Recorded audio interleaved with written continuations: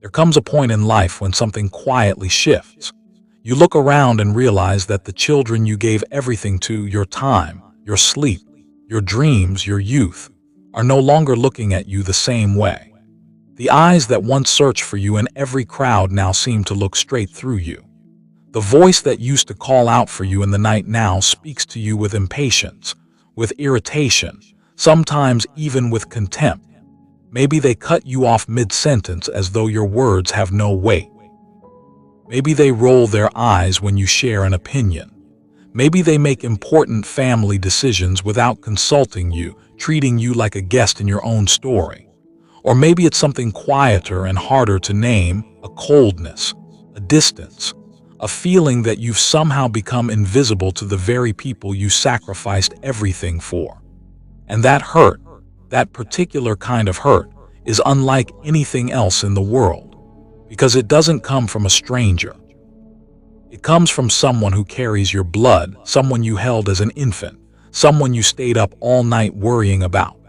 When that person makes you feel small, the pain goes somewhere very deep. You might feel the urge to remind them, to sit them down and list every sacrifice, every sleepless night, every dream you set aside so theirs could grow. You might want to raise your voice, to demand the respect you know in your bones that you deserve. But I need to tell you something important before we go any further. That approach will not work. It has never worked. Because respect that is demanded is not respect.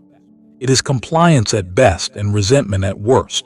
What I'm going to share with you today are 6 profound, tested shifts, not scripts to recite, not arguments to win, but changes in how you carry yourself, how you see yourself, and how you move through the world. These are not quick fixes. They are lasting transformations. And if you commit to even one of them with sincerity, you will begin to feel the relationship with your children change in ways you didn't think were still possible. Stay with me until the end, because what I share last may be the most important of all. The first thing you must do is stop making yourself small to keep the peace. There is a habit, quiet, almost invisible, that many parents develop over the years without ever consciously choosing it. They begin to shrink. They soften their opinions before speaking them. They swallow discomfort to avoid tension. They laugh along at jokes made at their expense. They say yes when every part of them wants to say no. They hold back tears until they're alone.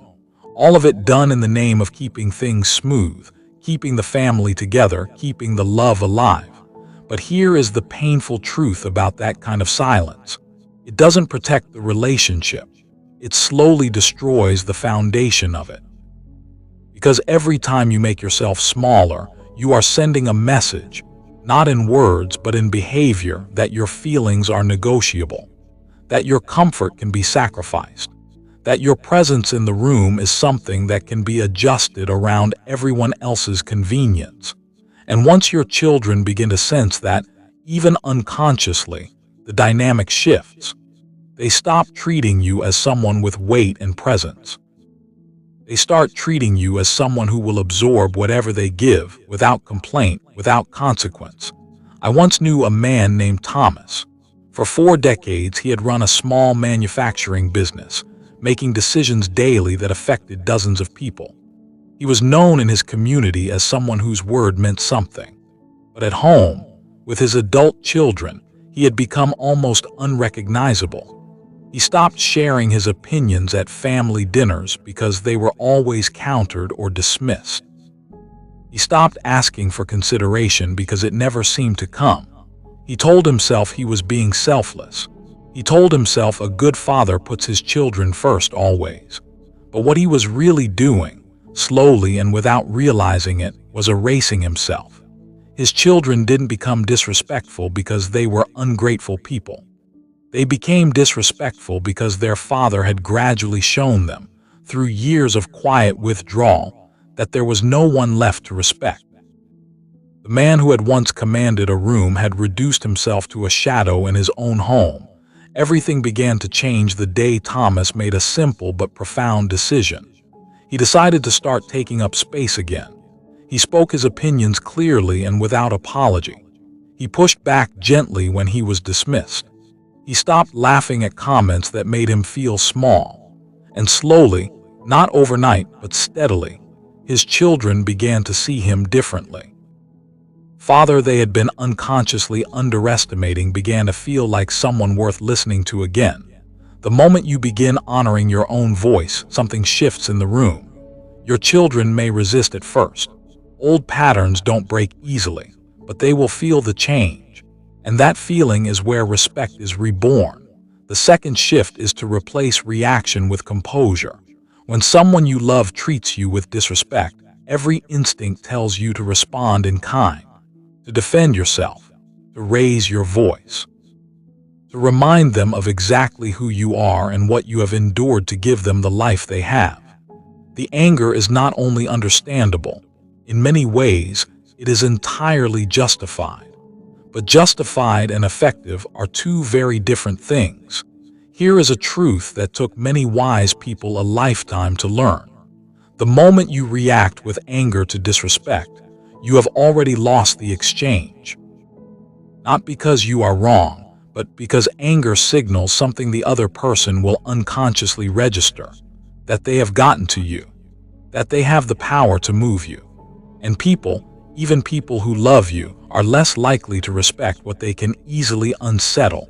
Think about the individuals in your life who have commanded the deepest respect. Were they people who raised their voices when challenged?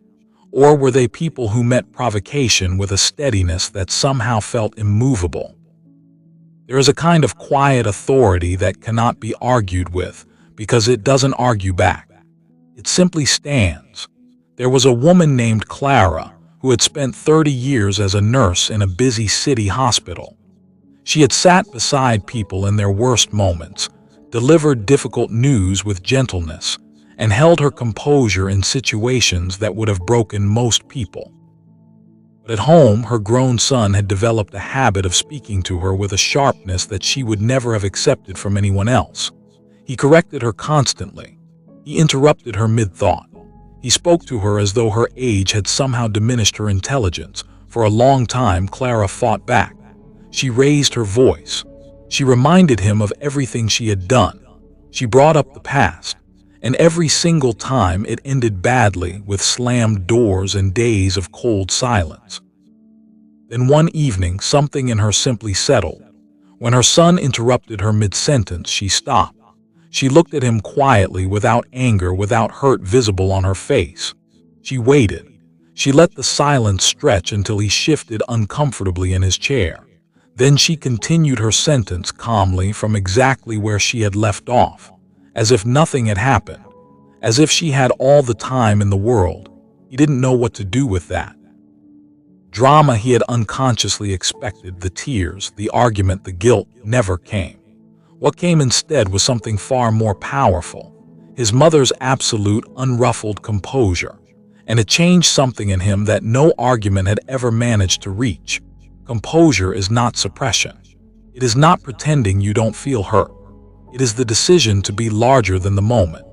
When your children see that their tone can no longer shake your foundation, they will begin to treat that foundation with more care. The third thing to understand is that you must reclaim your inner life. Of all the mistakes loving parents make as they grow older, this one may be the most common and the most damaging, allowing your children to become the primary source of your emotional well-being. It feels natural. It even feels like devotion. But it is, in fact, one of the surest ways to slowly lose their respect. When your happiness depends on their calls, when your mood rises and falls with how much attention they give you, when your entire sense of purpose is wrapped up in whether they need you, you place an invisible but very real burden on the relationship. Your children begin to feel it, even if they can't name it. They start to sense that every interaction with you carries emotional weight, that visiting you or calling you comes with an expectation they can never fully satisfy. And over time, they begin to pull back, not because they don't love you, but because loving you has started to feel exhausting. I knew a man named Victor, a warm and generous father who had devoted himself entirely to his family for as long as anyone could remember. When his children left home and began their own lives, Victor found himself without a map. He called them constantly. He reminded them regularly of how quiet the house had become, how much he missed the old days, how rarely they visited anymore. He didn't mean to make them feel guilty, but he did. His children began dreading his calls. They loved him, but every conversation left them feeling heavy. They visited less, not out of cruelty, but out of a kind of emotional self-preservation. And the more they pulled away, the more intensely Victor reached out. The cycle fed itself until the distance between them felt almost impossible to close. Then Victor made a decision that changed everything. He signed up for a woodworking class he had talked about for 20 years and never taken. He reconnected with two old friends he had lost touch with. He started taking early morning walks and listening to history podcasts. He began, quietly and deliberately, to build a life that was genuinely, fully his own. A life that didn't need his children at its center to feel meaningful, and something remarkable happened. His children started calling him, not out of obligation but out of genuine curiosity. Because their father, the man who used to wait by the phone, suddenly had interesting things going on. He had stories to tell. He had opinions formed by new experiences. He had become, in the most unexpected way, someone they looked forward to talking to. When you stop needing your children to complete you, you become someone they actually want to be near. That is not a strategy. It is simply the truth about how human connection works. The fourth action is to set boundaries and mean every word of them. Perhaps no single factor contributes more to the erosion of parental respect than the absence of clear, consistent limits. The hard truth that most parents resist hearing is this: if your children are treating you without respect, some part of that dynamic exists because you have allowed it to continue. That is not blame. That is simply how human behavior works. We treat people according to the lines they draw.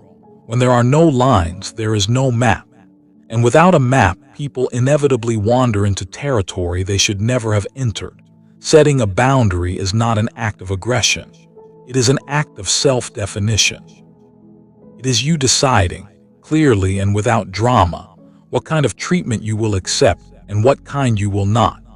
The critical piece that most people miss is this: a boundary only exists if it is enforced.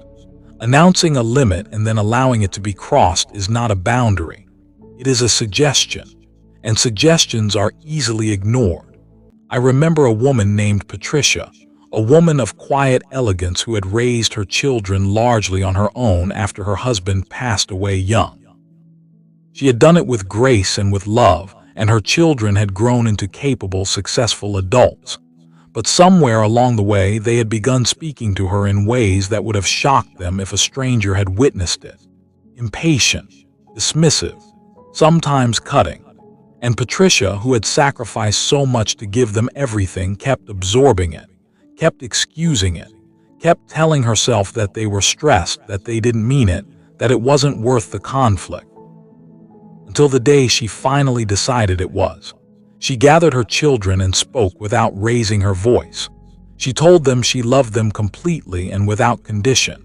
And then she told them with the same calm certainty that she would no longer accept being spoken to with impatience or dismissal. That if it happened, she would leave the room, not in anger, not to punish, simply because she valued herself enough to remove herself from situations that didn't honor that value. Her children were startled. Some were defensive. One accused her of being dramatic, but Patricia didn't argue. She just nodded and repeated herself clearly. And the next time it happened, she got up and left the room exactly as she had said she would.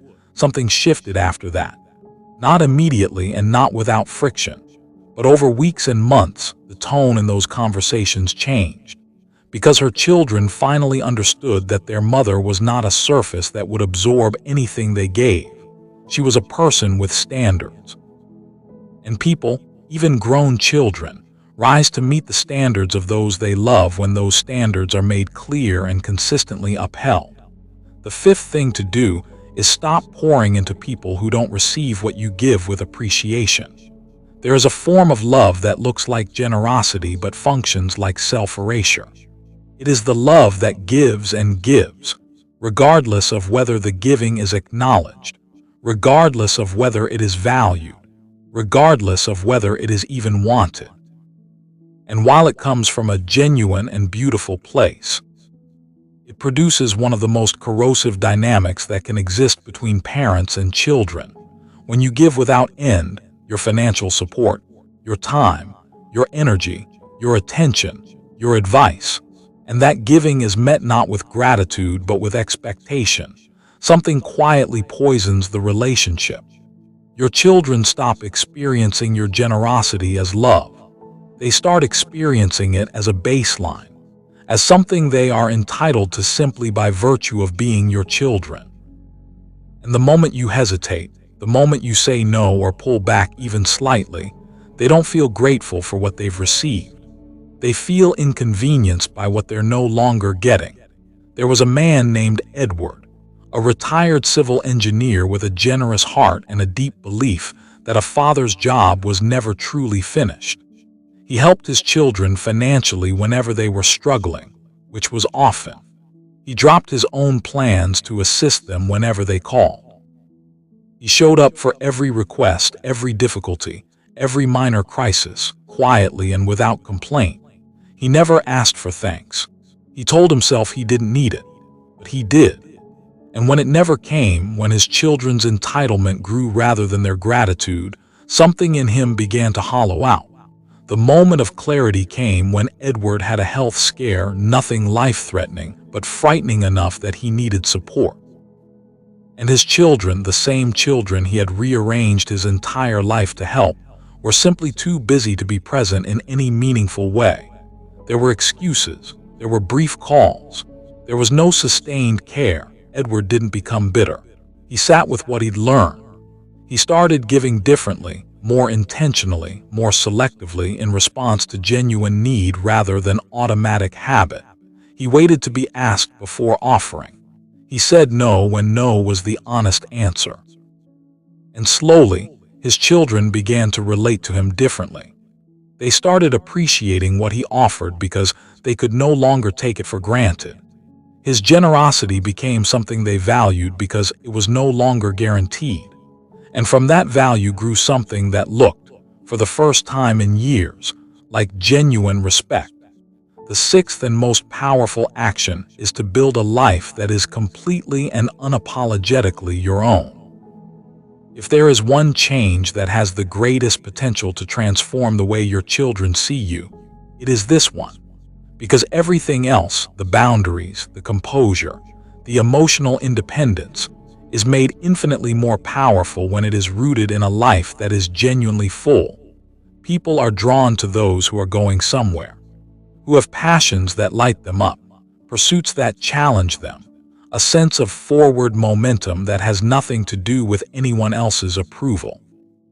When your children look at you and see someone whose entire existence revolves around them, someone whose happiness depends on their visits, whose purpose is defined by their needs, whose days are organized around waiting for them, they don't feel honored by that devotion. They feel burdened by it. And they begin, however unconsciously, to see you as someone who has quietly stopped growing. I knew a woman named Isabel, a widow in her early 70s, sharp and warm and full of unlived life. After her husband died, she turned entirely toward her children. She called them daily. She offered opinions on their parenting, their finances, their relationships, always from love but always without being asked. She made herself so available, so present, so entirely focused on their lives that she had effectively stopped living her own. Her children loved her, but they had started avoiding her, not out of cruelty, but because every interaction carried a weight that was hard to explain. There was always an undercurrent of need, always an expectation, always the feeling that no matter how much they gave, it wasn't quite enough.